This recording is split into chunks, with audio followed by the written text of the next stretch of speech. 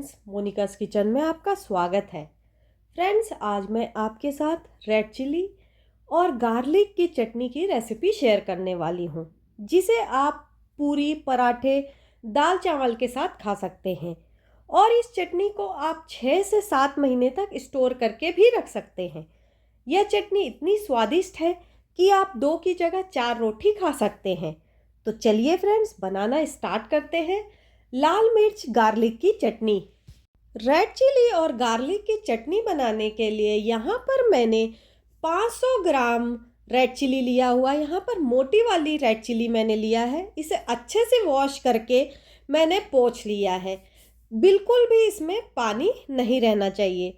अब इसके बाद हम इसे चॉप करेंगे। तो यहाँ पर सबसे पहले एक मिर्ची को लेंगे, उसके ऊपर के ग्रीन वाले भाग को कट करेंगे। उसके बाद इसे छोटे छोटे पीसेस में हम कट कर लेंगे और इसी तरीके से सारे मिर्चियों को कट कर लेंगे। तो यहाँ पर मैंने सारी मिर्चियों को छोटे छोटे पीसेस में कट कर लिया है।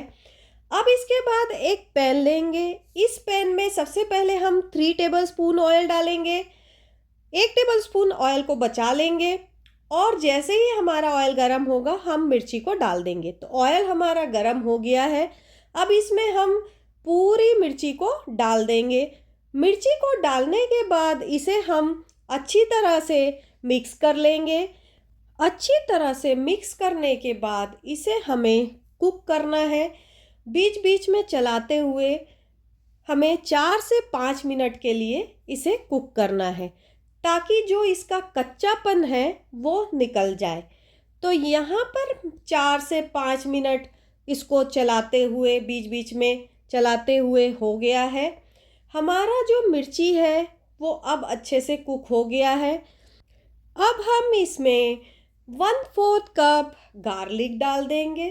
गार्लिक को डालने के बाद गार्लिक को भी इसमें अच्छे से मिक्स कर लेंगे और इसे हमें तब तक कुक करना है जब तक कि गार्लिक भी अच्छे से कुक ना हो जाए। कम से कम 2 से 3 मिनट हमें इसे कुक करना है। अब हम जो 1 टेबलस्पून ऑयल बचा के रखा था उसे भी इसमें डाल देंगे और इसे 2 से 3 मिनट तक हम कुक कर लेंगे।